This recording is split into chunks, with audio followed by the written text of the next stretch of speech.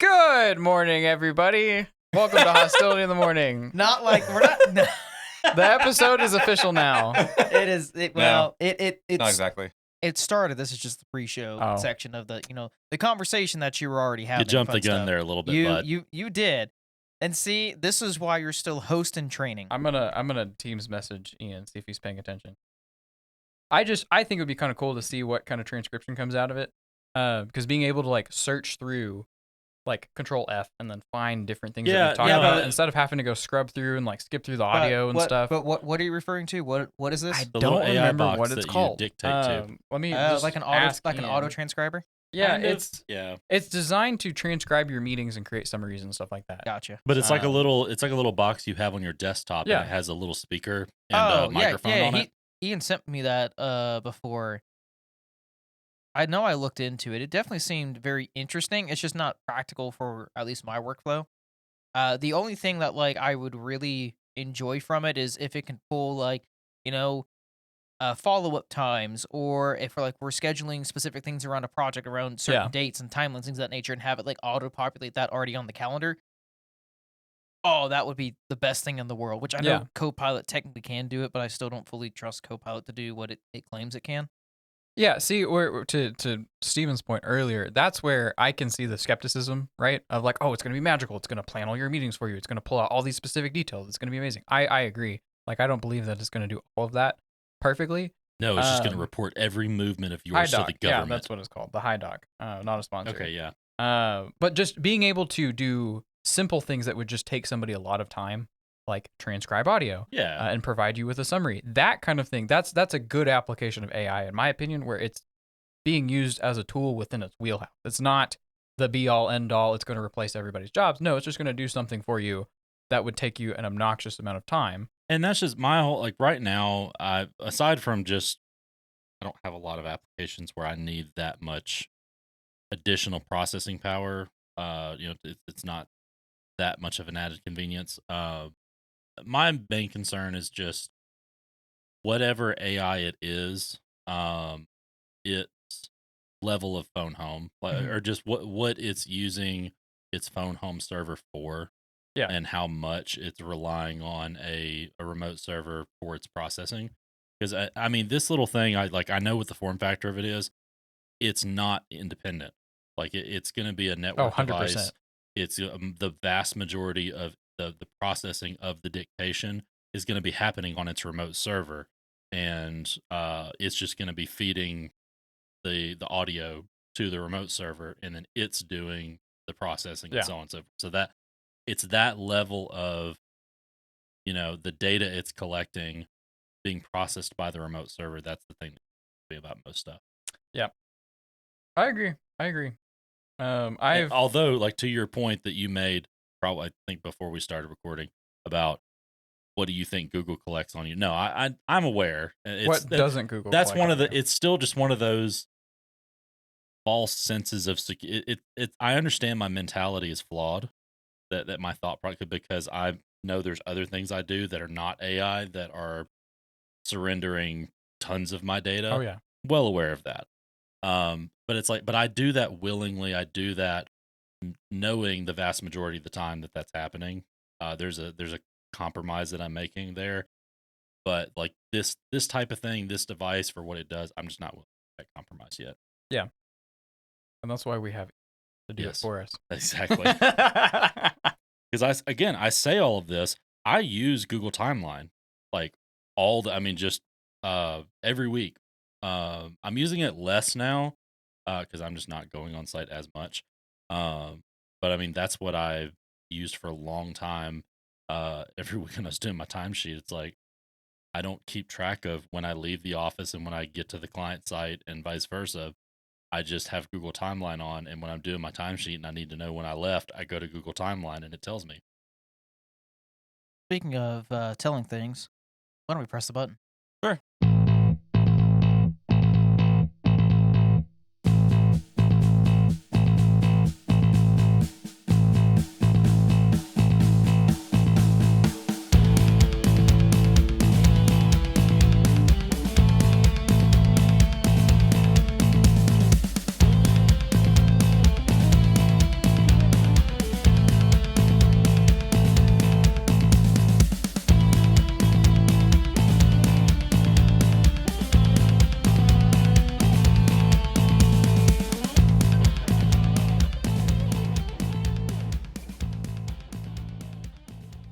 And welcome to the Hostility Morning Show. I'm your host, joined here today by Nathan. Matthew. Steven. Matthew. Once again, I have heard you are digging up a vendetta against a certain large corporation because they have taken one convenience thing away from you, either on purpose or by accident. Because I have a feeling that this is my tinfoil hat moment. They heard you screaming from the hills at them about everything you've been saying they're doing wrong, and they decided the one thing you loved, you're no longer allowed to have it. Yeah, so Power Toys was recently updated. I somehow lost. Oh, it was via an update. Oh, well, there's your problem. That's true. Are you telling me they may not have QA'd this update? Well, so that's the funny thing is that supposedly this big corporation would have the best QA and all that, but you do realize over a decade ago they completely axed the QA department. Yeah, it doesn't exist. Okay, to be fair, this is a, in quotation marks, open source project by Microsoft. The Power Toys released version 0.82.0.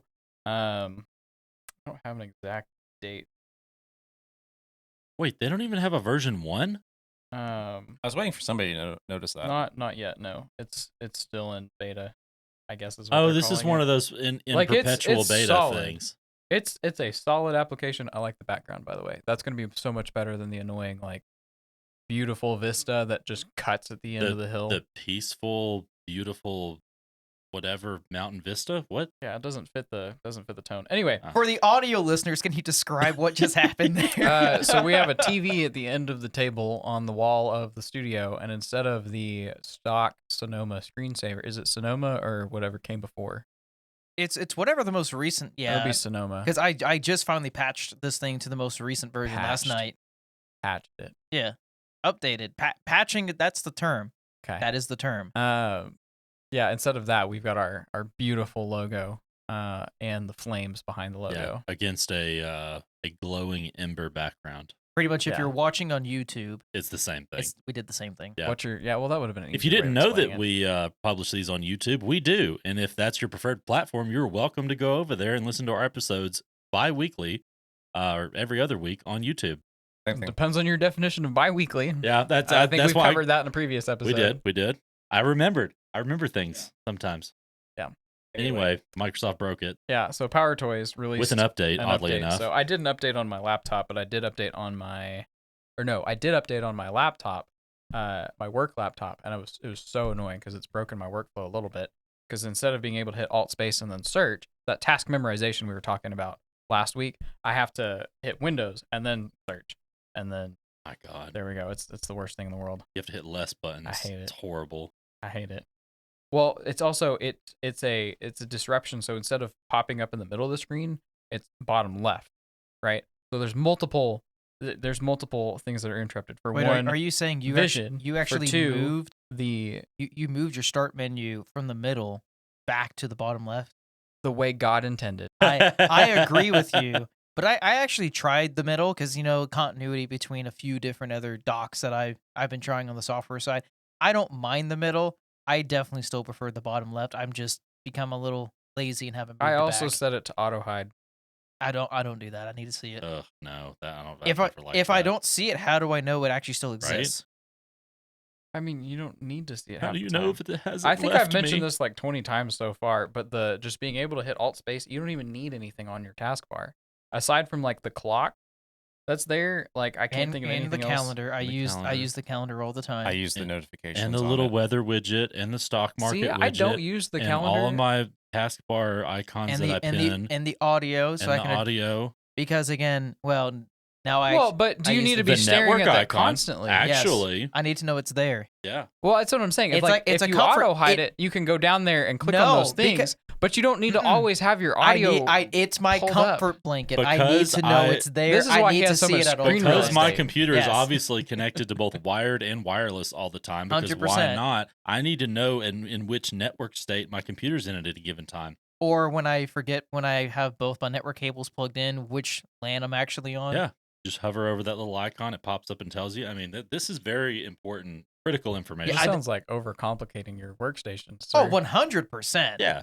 Actually, I'm no, not saying it's the good. wired. No, to be fair, the wired and wireless thing, that is a Yes. genuine use case for troubleshooting for like when I'm on site doing stuff. Yeah. Because if the wired LAN is the thing that's busted or I'm trying to set up and I'm using my hotspot, that is an actual like visual indicator that I'm paying attention to is, ooh, did the wired start working all of a sudden? Or am I, oh, I'm just still on the hotspot. But I need to be able to have internet access to get dashboards and such and things while I'm still connected to the wired LAN, able to, HTTPS into menus and things like that. That makes sense. It's not every day. For your use case. But for my use case, for the things that I do periodically, yeah, that's actually like I go back and forth between hiding the taskbar and unhiding the taskbar. I like having that extra bit of screen real estate, like just because the dock doesn't provide me anything else. I do have a big screen. Then get a bigger one. It gives you that extra real estate back. I don't need the taskbar half the time. Get one of those. Then you don't ever have to worry about it. Well, but is that a 4K TV or a 1080p? It is a 4K TV. Is that a real question? Do you know whose TV that is? Is that a real question? But see, then with the scaling, I don't know. What do you mean with the scaling? Just run it native. You can change the scaling in Windows display settings. No, I know, but like to get it to be readable, I do have reading glasses now, so maybe. What are you talking about? Do you understand? Yeah. I stare at a 55-inch 4K TV all day with literally the scaling set at 150%, and it's more than accurately readable. It's easy. I tell you what. Hey, you know what? Boy, do I have a deal for you. I'm sitting in my living room on the floor right now is a 55-inch Samsung 1080p television. Oh yeah, that'll scale great. You'll be able to see every pixel. It can be yours for the low price of whatever we think is reasonable. I think I'm good. I have a 30-inch. And it does have 1440p monitor. As a 1440p is a good. Yeah, that's what I like. Because I can do 100%.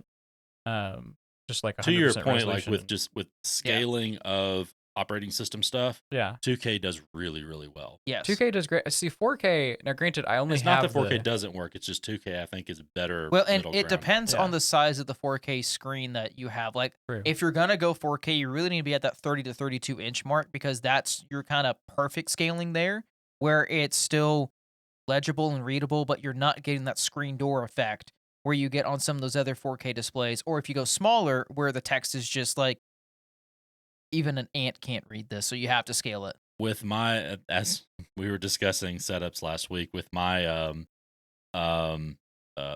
progressive screen resolution setup at my desk at home, you really should put a 720p that is actually in there thing, just to have it. That is a thing that I run into. Is like when I open File Explorer, normally it's in the middle monitor, that's kind of where most things live.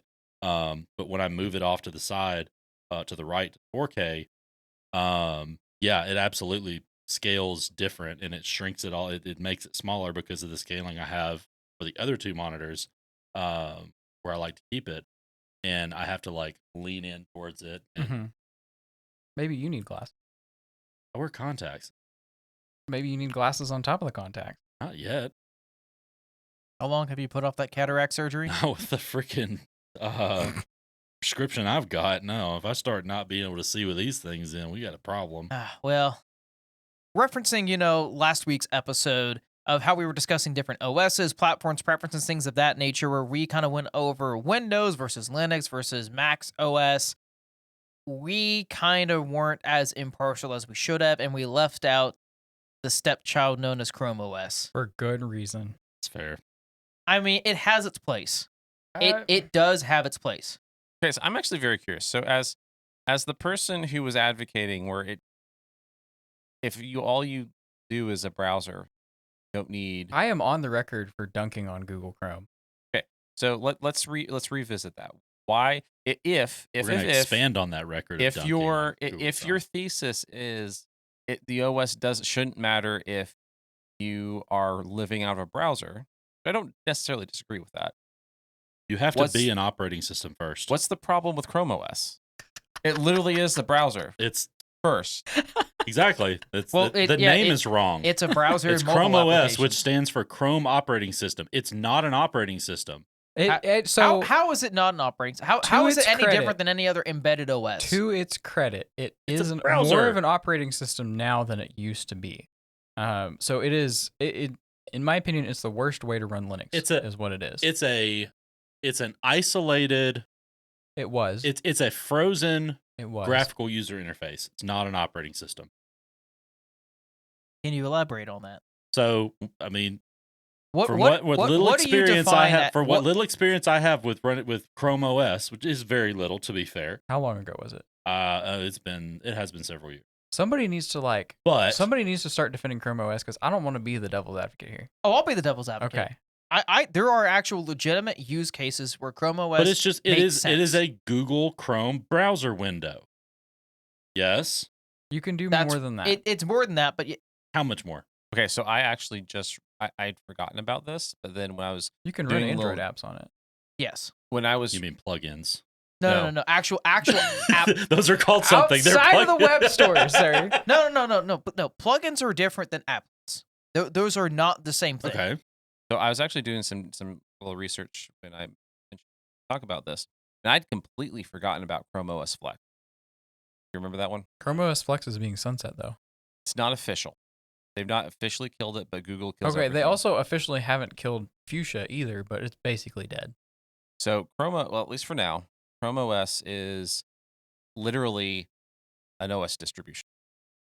It is the closest Chrome OS has come so far to what the nerds refer to as Linux, because Chrome OS is Linux. So it has a desktop. It has a kernel running with underneath apps. It has the Linux kernel running under with icons to click that open menus that you then launch applications from. Yeah. Okay. Not just PWAs. Okay. Progressive web applications. But also Chrome OS for years has had the ability, a Chromebook can run normal Android apps. So if you have an Android phone. About 2016. So now if you want to say Android apps aren't programs, okay, that's a different discussion. Now, granted, it's not 100% compatibility from what I read, but granted, like Android doesn't have 100% compatibility with Android apps. So like, because it's a similar argument for how like you can compare the standard Mac OS versus like iPad OS, where underneath the kernel is very close to almost identical, but how they're actually implementing and then running the top end or actually the front end software is different. Because like especially iPad Pros, they actually technically have the specifications now where you have literally it could run standard Mac OS as a actual PC. Apple doesn't do that. A Chrome OS laptop, a lot of them actually have the same specifications to then run Windows or Linux or other operating systems on top. It's just Chrome. This isn't a discussion about hardware. This is not. We're not talking about the hardwares. We're talking about the operating system of the device. Correct, but what I'm getting to is the argument here for where Chrome OS actually kind of fits in is that really nice little niche pocket where you don't need a full-fledged laptop because, again, you're typically working out of a web browser. You're only running like certain type of like applets on your device. You're not really being a heavy power user on it.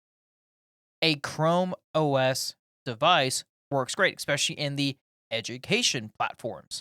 The saltiness and the gripes that I have with it are not universal. I do recognize that they have their place, and if grandma needs a laptop to go on the Facebooks and to look at the the newspaper website and read her newspaper every day, something like that, perfect.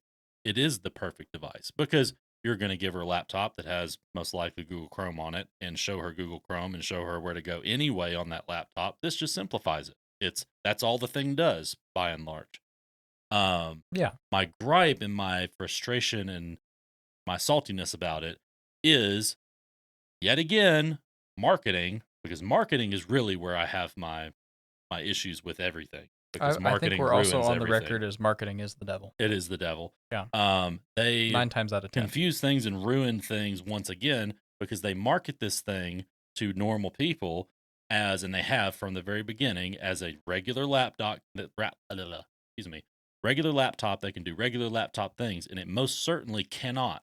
You can't introduce a Chromebook into a business and it can do everything that your HP ProBook running Windows 10 Pro can do.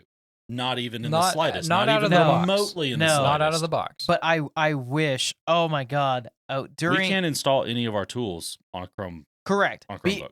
Because you can't manage it like you can. Because of the kernel that of how that was modified.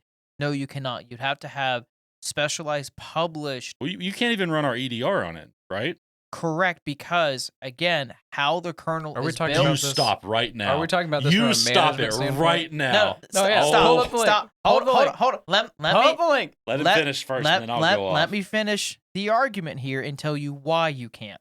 Because how those current agents were built and designed, Stephen, they were built on x86 platforms designed for specific hardware requirements on these specific kernels.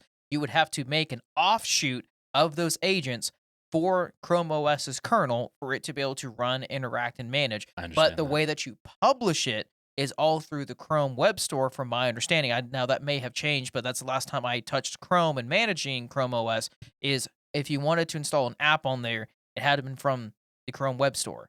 So we would have to then have a MSP portal or an admin portal through there that either integrates with that, or we can publish through it to be able to install that type of software on top of Chrome OS to manage it. Is it theoretically possible? Yes. Have the companies that we worked for and support and buy and purchase our tools through have done that? No, not as of this time. But theoretically, you can do it. No, I'm not questioning whether it can be the possibility of it. I'm stating just the landscape of the way things are, the reality of where we're at right now. They cannot be they don't work because of those facts. The reality is you have to manage Chrome OS laptops like you do iPads or other mobile devices. You have to treat it as But those shouldn't be used in businesses either. I disagree with that. They have their place. Not iPads. I do disagree with that because they do have their place. No, because even when you install MDM products that are specifically made for Apple devices, you still can't fully manage them the way that you should be able to manage them. What does MDM stand for? Mobile device management. Yeah. They do have a place. Even if you run Jamf, which Jamf is the preferred MDM for Apple devices, you cannot manage an iPad fully. There are things that you just can't do. Correct. So it cannot be effectively managed if you can't control it. It depends on what you are attempting to manage through the device.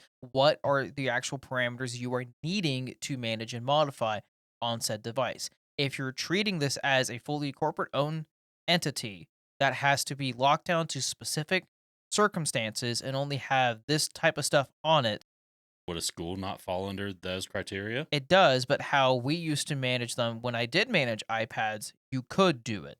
Now, again, it has been like 7 or 8 years since I have actually done that type of work. And at one point, yes, you could. I think and correct me if I'm wrong, you were using Apple Business Manager to do that. It was not Apple Business Manager. It was the previous. It was the previous thing to that was actually run. That was run through iTunes, but yes. And they've deprecated that product.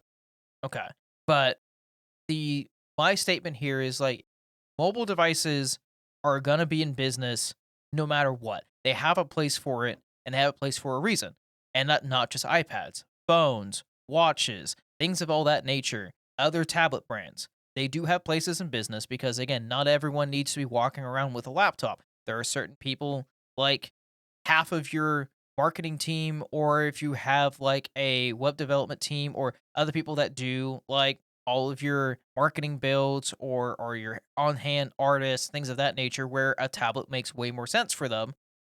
Yeah, just let them use a tablet. Then get a tablet that runs an actual operating system. So what are some things that you can't manage? Lenovo makes touchscreens that are tablets that are handheld. Okay, so back Windows, to Surfaces. So for Microsoft Surface. Start with iPads first, because that's frankly iPads are gonna be the most ubiquitous out there. What Which are again things is marketing's fault? What? Well, also because for the longest time they were the only really good tablet you could get. I'll let you finish. My point is going in that direction, but go for it. So, what are things that you cannot manage on an iPad that you can on other devices? You cannot. Let's see. I want to say that you cannot fully wipe it You can lock the device out. You can run a command that is supposed to uh wipe it, but in my experience, it doesn't work. And my experience is with Meraki mobile device manager. We briefly used Jamf because that's what the ones we originally managed came with. Then we took it off and replaced it.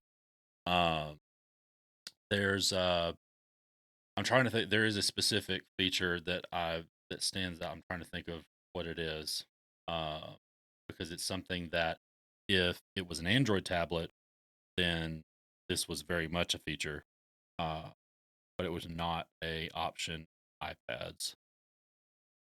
Of course, this is one time I need to think of it. I was gonna say, like, I'm reading through right now from like support.apple.com the MDM restrictions for iPhone and iPad devices and everything that you can manage, and like this is a very very extensive list, and I'll make sure this gets dropped in the show notes for Yeah, let's do that. But also see if you can find one for Android, because the question, like, is there feature parity for those lists and between it's really one hard versus to the other? say feature parity between the two since they are two separate platforms, and they Okay, do yes, we for get that. Yes, we know the label, the names, or whatever. We're talking about the effective management of a device in a environment.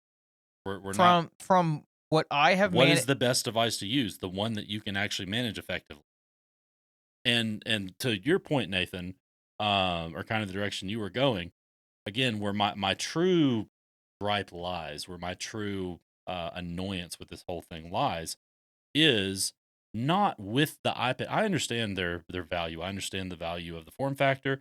I understand the value of where the Apple OSs stand in the market and what they can do. I don't knock them for that. It's the fact that this is I know their origins with, like, I mean, OG Mac, old Macs were in business. The fact, I mean, my understanding of the Mac's evolution is it started there and then it evolved, actually went backwards, evolved from business to more consumer and became more of a consumer device. Now, people were trying to take in the mid 2000s to now, when they were consumer devices, and that was the company's focus and what they designed the things for, because people like them and because they've got flashy marketing, and so many people bought iPhones and iWatches and iPads and so on and so forth. They say, "Ooh, I want to use my iPad at work." And it was this constant push of just regular people wanting to use their iPad for work. And that's the reason that they've become ubiquitous in work, is just because so many people bought them for consumer purposes and said, "I like my flashy iPad. I want to use it for work." And it forced its way into the business space. It was not purpose built as a business device. It's just been made a business device just because people said, "I want to use this for work." And it's the same thing with the way watches are going to make their way into work, is through the same path. They were not designed as business devices. So how They were designed as personal consumer devices, and people like them so much that they want to push them into the business space. And I'm not saying that is inherently wrong. I'm saying I like purpose-built things. Purpose-built things work. Purpose-built things have less problems. The things that we have to fight with constantly and just have stupid problems are these situations where people are adapting things that weren't designed for a purpose into a purpose. Well, no, they were designed for a purpose, but like for your example, you're taking a personal device and trying to incorporate it into a business ecosystem. And that's again, we kind of cover that under the BYOD discussions that we have, and kind of how you should be planning and prepping and building for that infrastructure type. But the issue of what you are describing and what you're looking for technically does not exist, because even business devices aren't built for every single type of business. It all has to be tailored to exactly what your needs are and what your deployment requires. But to be fair, a device that, let's call it a device that was purpose built, more so intended for the small to large business space, that range where we normally work in. Mhm. It would be far better. So it would pose far less problems and be far less. Wow. I don't even know what you're doing. Adjustments. It would be far less problematic adjustment. in a small, not full blown, but a low end enterprise situation. It would be far less problematic than a consumer device coming into a large business space. Is that an incorrect statement? No, that's not an incorrect statement. It's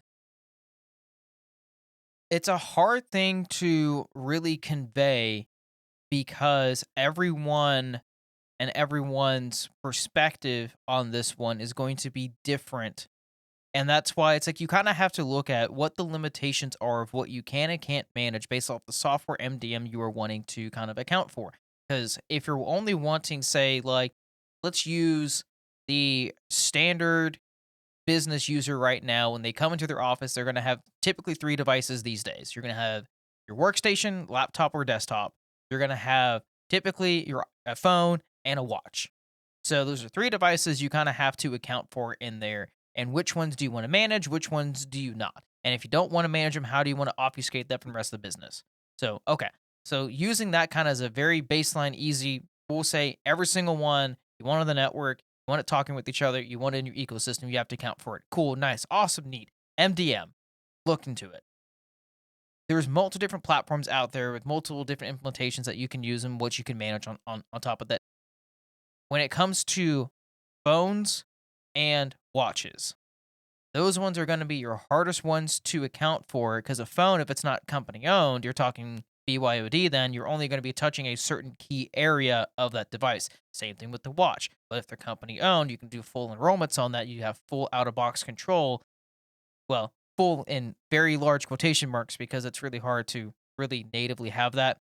But for the most part, you can.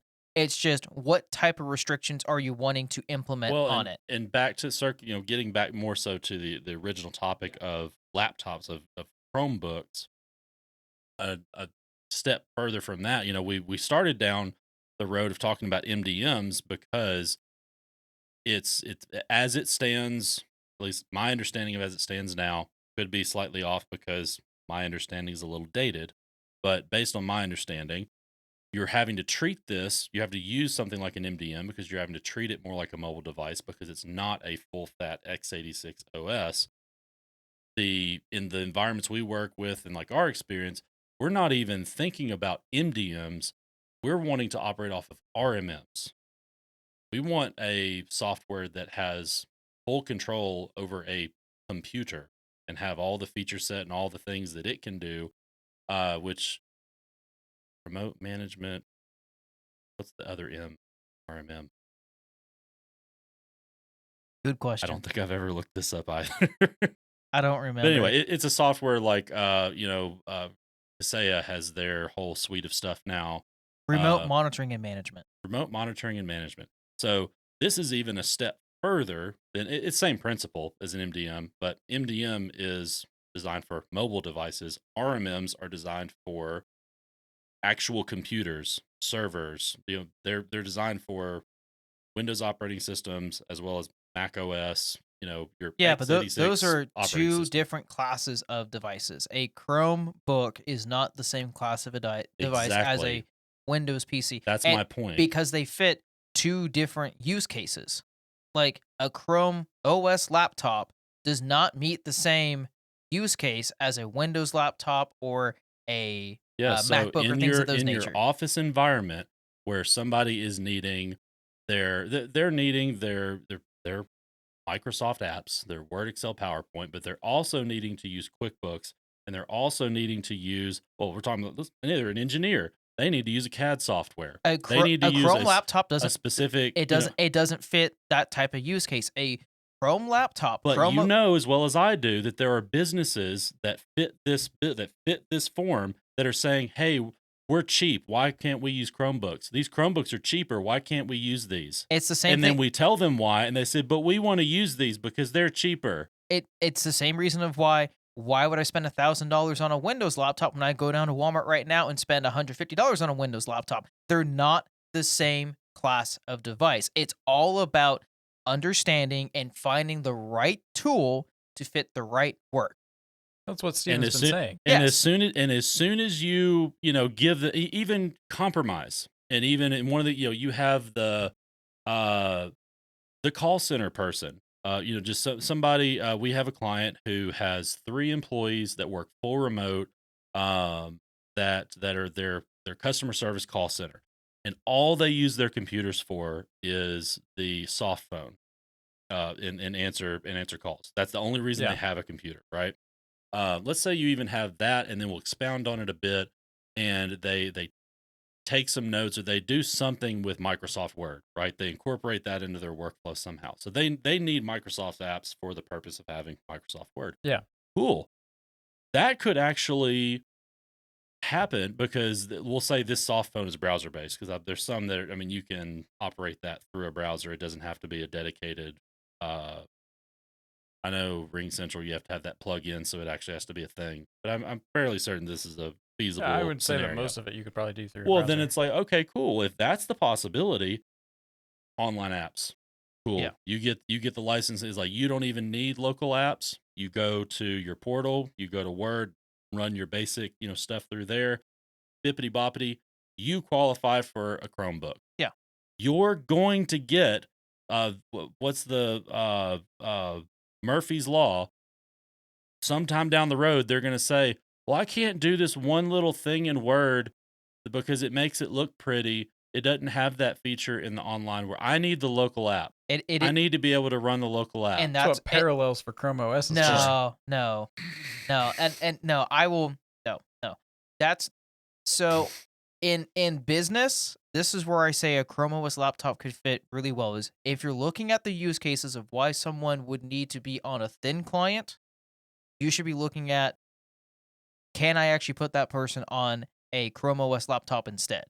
Because here's the thing with those Chrome OS laptops versus a thin client, going back to an RDP server, is if you need more than that, and you are semi in the cloud or on-prem, then you still have those options where your Chrome OS laptop not only can be a Chrome OS laptop, but it also can be that RDP station to go into either of those services. Because like Windows 365 is fully browser-based. That's a full Windows desktop through a web browser. I was going to say, yeah.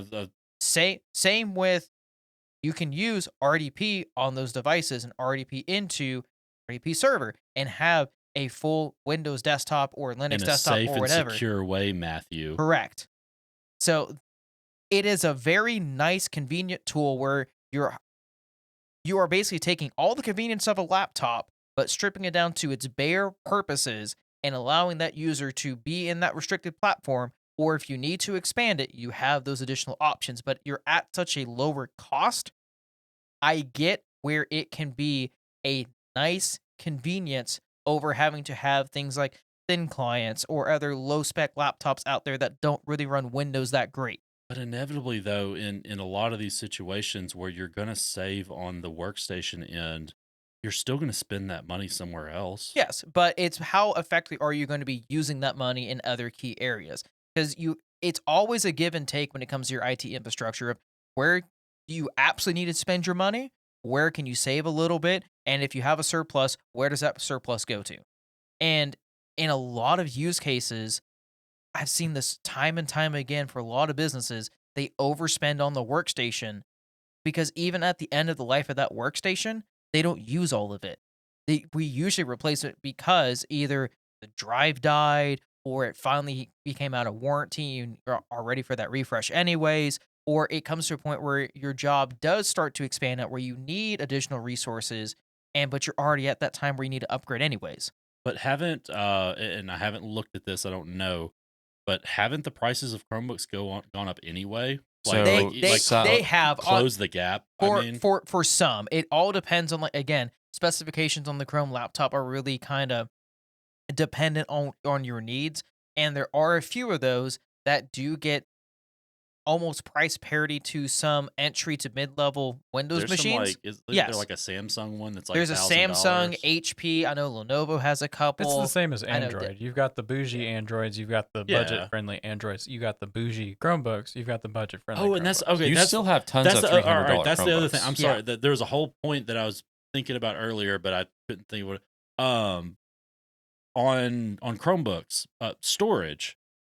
So it doesn't like. How does it handle local storage? Depends on the device. It depends on the device, but most of it's either you have local storage, You but have it depends local on the storage. device of And- how and- much. So like I and how have a much you hand him, Finder if or a it's- File Explorer that I can Yeah. store local files and do. Okay, yes, because that was my understanding. Like early on, think it of didn't have any of that. yeah. right? Think of it. It did. It did, but it was little like bit. think of it as like the built-in file explorers on your Android device, that type of limited, where you only have access to a few specific directories. Yeah, It's been expanded a little bit past that point, but it's still limited to where you're only really going to be saving like a few key documents, things of that nature. That is still and I can understand in its application, like that's all that's needed. You don't Yeah. need You can get. you don't need NTFS on this type of device. You can get for as Matthew says, some of the bougie devices.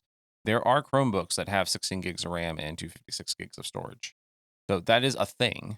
But you still, if you go to Walmart, half the Chromebooks are going to be $300. Yeah, or if you go to like any of the larger suppliers out there, you can get a Chromebook for like $400 or $500, which again, for an equivalent like Windows machine for a standard user, typically that's between $800 and $1,000. So you're talking like about half that price. And why would you pay double when really they do the majority of their work out of a web browser anyways? Give them the Chromebook, cut that cost. Yes, now you have a different management platform. You have to use MDM instead of RMM or whatever other types of management tools that you want to use out there. It is a workflow management change you have to do, but is that cost and effort and engineering worth it to you? It could be if you have to expand the manpower of your IT department because you're having to do things hands-on and instead of being able to do things automated and remotely. Which, again, it's all dependent on how are you wanting to manage that device and how much of that I was management gonna are say, you willing to do? is saving $300 a device for however many people you have worth spending an additional $60,000 to $70,000 a year on salaries for IT employees? It depends on what that scale looks like. Because again, in the education standpoint, I will tell you this: yes, because a lot of schools have adopted Chromebooks over the years, and very much so. They absolutely love them because it fits that very well workflow great. And I definitely understand the that's- education one. That example. What Steven's saying is somebody trying to take a bunch of Chromebooks and integrate them into a business. Not it would be the same if you tried to And take I a will bunch say, of Windows devices and starting integrate from them with scratch a is totally Chrome OS different shop. than like adapting. Like so you've got an older environment that has been PC based for all these years, and they're trying to totally turn it on its head and go full Chromebook. Like that's a whole nother nightmare versus if you're a startup company and you're starting from scratch and you're setting day one SOPs and like how we're gonna do this.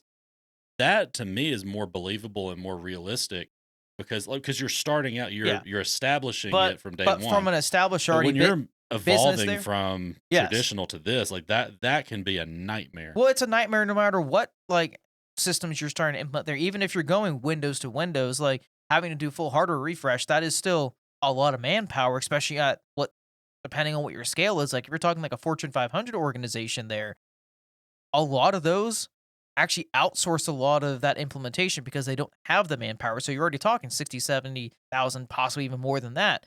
So is it worth then looking into it, bringing on an internal expert who knows these devices, knows how to manage them, knows how to do large amounts of deployments and all that, use that man force that you already have internally then to try and exchange all these out, things of that nature. It's all going to be, what are you willing to sacrifice and what are you willing to adapt to? Because my perspective is, if you're the more realistic replacement of, if you're looking at Chromebooks right now, is if you have an aging RDP server, you're unwilling to put forth the money to go ahead and replace that, update that, purchase all the licensing, migrate everything over, put out new thin client stations, do all of that. It would be much more cost effective of looking at what were those users doing on that RDP session, which a lot of them, especially ones I managed over the years, they're just working out of a web browser and maybe an internal application. Put in a Chromebook right in there, and then if they do need that internal app, either see if you can port that over, and if you can't, see if you can put it in a cloud portal on the web browser, or worst case scenario, you have to, apps. or you have to put out a new RDP server at a much smaller scale than what the original one was, because you're not having to sustain as many connections or have a much resource overhead. That now you were able to get a more cost effective and, in my opinion, easier to manage solution than having to manage RDP sessions on a Chrome device it opens your door for a lot more flexibility than what you had originally. That's where I see that use case in business is thin client to Chrome OS makes a lot of sense in my book. Then going from like standard laptop workstation to Chrome OS, that's a much harder argument to make because it all is going to be on what is that user used to doing? How is that user's workflow built around that current machine? Because now you're uplifting literally everything to an entire new device, new OS, new feel, new look, new everything. That is a lot of disruption for someone that say it's been there for 5, 10, 15, 20 plus years. You're pretty much crushing their entire world and expecting them to pretty much rebuild and redo. Because Sarah in HR is going to need her very own dedicated technician that sits beside her every day and shows her what button to push to do the thing. If I can give anybody any advice right now that you absolutely need to listen to, do not ever skimp out on HR's devices. Don't do that. That is one. Especially if you're internal IT and it's your HR. You don't skimp out on the C-suite and you don't skimp out on HR. Everyone else, you have some wiggle room there. Those two parties, you need to keep happy because C-suite controls your job. HR also control your job. I think it's also worth pointing out, though, that part of the issue that the IT support side of things, part of the reason they have to deal with let's go do Chromebook, they're cheaper, is because IT is generally terrible at explaining things as far as why that's a bad idea. Well, and not just explaining, educate. That's because fair, but there's only so much explanation you can no, give. Okay, to no, I'm not saying that solves everything. I'm saying that on the one hand, it would solve an education from day one as far as here is what you're being provided with. Here's why this is being provided with. Here's for a quote unquote. I mean, we've talked a lot about business computer. We really haven't defined, and we don't have time to really define that. But there are certain features. There are certain we'll just say features for now in business grade computers that you don't have when you go to Best Buy or Walmart and just buy something off the rack. Mm-hmm. That is never proper or rarely properly explained.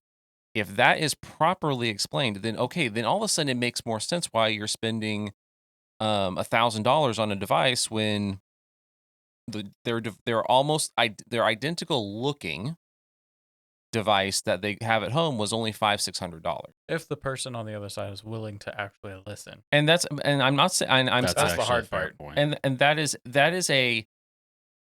an excuse too many in IT hide behind, because there is more willingness there than we like to admit. Now, is there also a ton of I don't care? Did you forget about our conversation we were a part of today? Did that sound like willingness to listen? So you will always have the situations where they're but not. What if you run into that week after week after week after week, and there's not any of the ones you're talking about? So if you're properly educating your users, it goes down. Now, how far it goes down is going to vary widely. And is this a silver bullet? No, it's not. But that does not excuse the lack of education, because the reality is the only people that can educate somebody on this is IT. John looks like he's about to die. Nah, I forgot to do something. Oh, stop. Okay. It's okay. Stop. No, it's fine. Really? Don't worry about it. It's fine. I don't think I want to know. Oh, no. This one's fine. It's the other one. I forgot to hit the button. The other button. Oh. It's fine. Okay. Yeah. That's all right. Oh, I thought you had me worried. I thought you forgot to hit that button. No, this one worked. No, I've been watching it. It's been running. Okay. Apologies, audience. We're testing a new setup here, and we have 2 recorders now instead of the one. So the main recording software works great, but we have a hardware recorder that I may or may not forgot to hit the button on. So I went down to check. I was like, oh, that's not counting up. Whoopsie. Oh, oops. Anyway, My bad. Sorry, I didn't mean to derail. I just noticed that. I'm like, I'm an idiot. I got everything else working great, but forgot that. Well, I appreciate your sunshiny outlook on things, Nathan. But I've been a part of. I have tried to explain things to users, and I mean, you have heard me. I think that you've heard enough sample set of me explaining things to people. Not here, but actually at work when I'm actually trying to be helpful and not just rant about stuff. But you're helpful at work too. I do my best. But you've heard me explain things before, right? Yes, from time to time. And a lot to me. And would you say that that it was for the situation and what I was explaining, that it was a fairly decent explanation? Typically. Okay. Well, that's the way that I do that with other people when other y'all are not around. And wait, you talk to other people when we're not here? Yeah. That's not. That's illegal. You can't do that. Sometimes I'm paid to do it, like I have to. I don't have a choice, but that worries me. That every now and then I do. Like I understand how you talk with us. I really hope you don't talk like that to other people because they might get offended. Those are called inside thoughts. Yeah. So but I do, like that's what I do with users, and I do try to explain things, and I do try to be helpful, and do what you'd call user training. So, and yet sometimes it still doesn't work. Oh, because you have to somehow turn user training into user engagement. Oh God. So that's actually I'm glad you said that, because that brings up a clarification. So what more do I have to do? Yes. So this all is of it. Not. So this is not Steven specifically. This is IT organization as a whole, and it is what you're describing. Is often, I'm not saying all the time, it is often bad idea has been presented to you. You're trying desperately to keep someone from making a horrible mistake. Is that fair? You make a valid point. So what I am referring now, in that case, you're already behind. You were that from the moment that client, that customer, whatever, opens their mouth, you're behind, horribly behind, and you are desperately trying to catch up. And that's a terrible place to be in. 1000%. And if anyone listening has ever worked in IT support, you know exactly what we're talking about. I have been there myself. John's been there himself. Matthew's been there himself. It sucks. I am referring to, like, in the case of internal IT, you should be sitting down with your decision makers and scheduling some time that they're probably going to initially hate, of going through this. Here's our typical deployment. Here's why we're deploying this. Here's why this is what this costs. If for whatever reason they completely ignore that, okay, you have now documented very easy ways to either directly or indirectly say I told you so. And be careful who you tell I told you so to. Oh yeah, that's why I said directly or indirectly. And sometimes it's just leaving it there to where either the person realizes is that I told you so or they don't. That's on them. All you got to say is this outcome was predetermined based on previous conversations.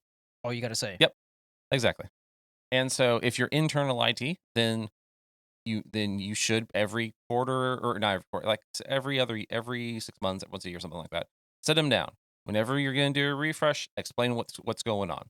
And the other thing though is that you have to keep in mind, they don't need the 30 freaking steps or 30,000 steps to actually go do it themselves. That's not the point here. Top level. They need top level explanation with a little bit. You go a little bit under, just enough for them to actually understand how complex this can get and why you're the one taking on, or your department or area is taking on this type of task. But they still need to have a fundamental, basic understanding of why you're doing this, why is it costing this much, what's the logistics behind all of this, what is expected downtime if there is any, what's implementation period times, and what's going to be the turnaround overall for this project. And then, of course, when you're explaining all this, especially on the turnaround, add 20%, because if you don't do that, you're shooting yourself in the foot. Minimum 20%. And now, if if this explanation turns into a time where if it had been recorded could be used as A plus test prep, you've gone too far. No, and that's fair. Now, I will say this though, and this is not going to be everybody's problem, because I would imagine in especially certain size organizations and certain types, like your IT department, your positions in IT are going to be so that most likely the person who's going to be presenting this to the C-suite is going to be is going to be someone who either has enough experience to know, or is just of the personality that they're good at talking to people. That's something that I think it's a stigma and a generality. Like, you can make to a fairly accurate degree. Like, a lot of IT people are not great at communicating with people, with the regular like management type and stuff, because IT is a very analytical field. It's a very, like, when you're in engineer positions and, knock positions and stuff, I mean, you're working on computers. You're thinking like a computer most of the time, because that's your job and that's what you're good at. And that doesn't always lend itself to communicating in the way that you're talking about. Oh yeah. When you're in the trenches and you are like in and day out thinking analytically and thinking through this stuff step by step, that's your forte. That's what you're doing. That's what you're good at. It's not that easy for everyone to flip that switch and be able to go into a C-suite meeting, into a corporate planning meeting, and be personable and charming and be able to simplify every little complex issue into a nice little pill for the simpleton CEO to swallow.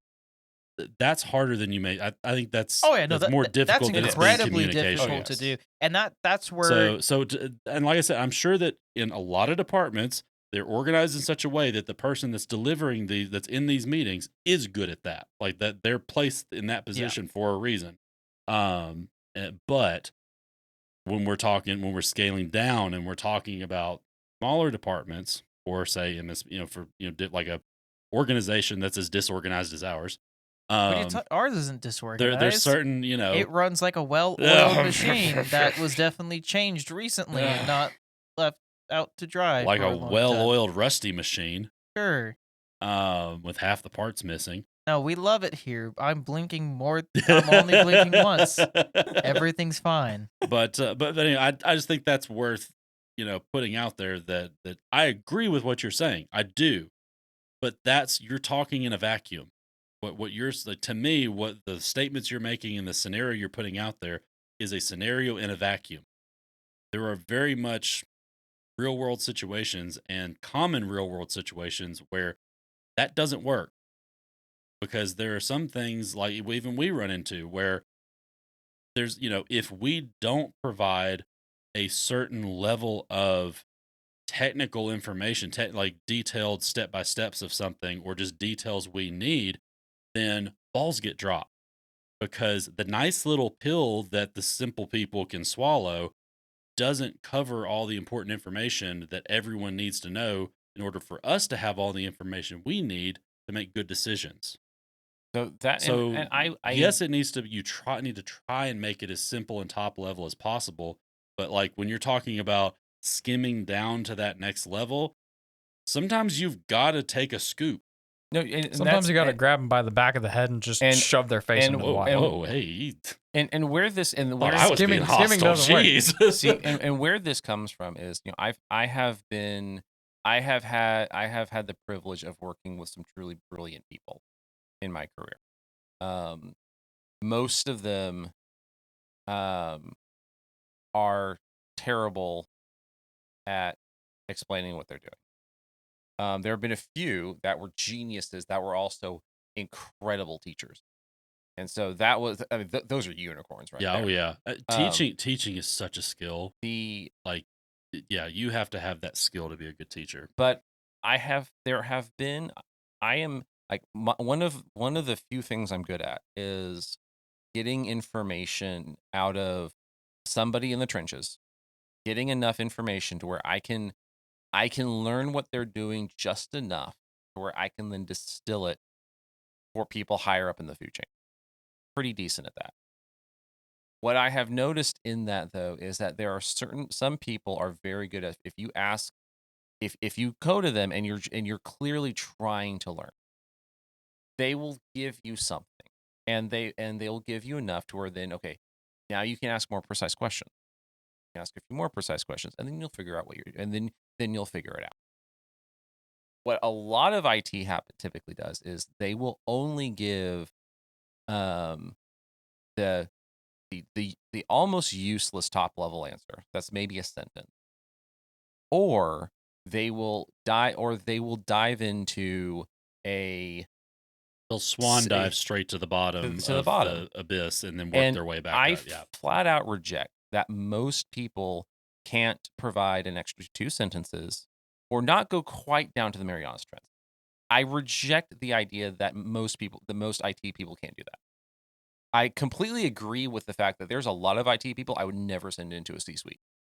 Yeah. No, I 100% agree with that. I think that based from our 2%, I think there is a happy medium for sure. Yes. I do, but it's again, that's also, you're coming from the mentality and the thought process of making this scenario work. The person you're talking to may not have ever had that thought before because they've never had to, or that that you have to be thinking along those lines to just first go around have that level of communication. And I would contest that a considerable percentage of people in IT have either never thought like that before, or it's so seldom, like they're thinking they have their technical brain on all the time. And so when someone like you comes along and is coming in it with the mentality that you are, that you can't just expect everybody that you come across to have that same mentality and give you that start from the middle and work up or whatever every time. You can have one of my biggest pet peeves is asking a question, but then having to ask the question 10 different ways to get more than a slightly more complex than binary answer. I actually, if I go to somebody, I'm like, hey, what about this? And then I get a dissertation, cool. I will never send you to certain types of meetings because that's going to go nowhere. But that gives me way more than enough to figure out what the heck I need to go. And that goes for not just me, but anybody else who's responsible for figuring this kind of stuff out. Who's not responsible for doing the job, but they're responsible for explaining the job. And I would also say that many of the worst managers I've ever had were really good at explaining the job, but they were also they didn't have a clue what they were explaining. They were just really good about explaining nothing. And I will contest just as strongly that people in your position of being that middle ground of being the interpreters between tech and other parts of the company are vital in the vast majority of of companies and situations. There's just almost none of us. Yeah, no, they're not as common, but no, I think that it is a very important position, and especially if, again, like you can develop a rapport on both sides and really be that middle ground, then I mean that just it helps everybody. And another thing is that if you're one of those grunts in the trenches, I don't care how good or terrible your communication skills are, you can look for allies. You can look for people that are trying to help. Yeah, because if you struggle with communication, doesn't mean someone else isn't.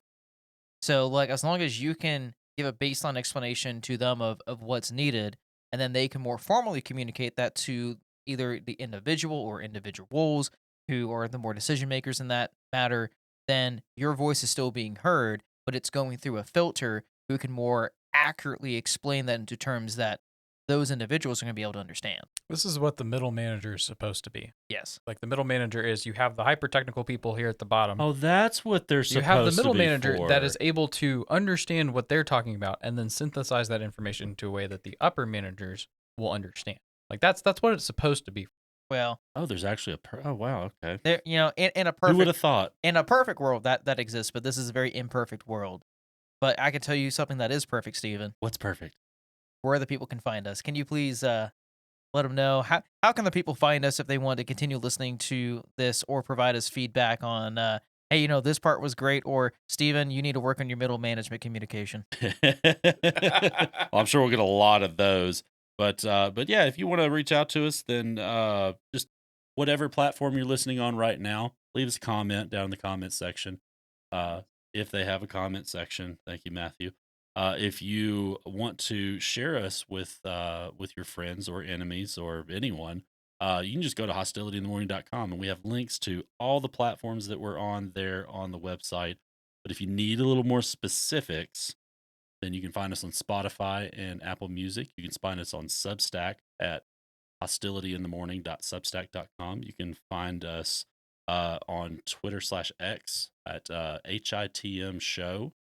You can also find us on YouTube at Hostility in the Morning. Did I miss anything, Nathan? You're missing one. We also have Instagram and Facebook at Hostility in the Morning. Facebook doesn't count. Baseball still Unfortunately, it still does. Facebook. Yes, it does. Your aunt is still on Facebook, so it still counts. That's why it doesn't count. You know what does count, though? Telling the audience to have a hostile morning.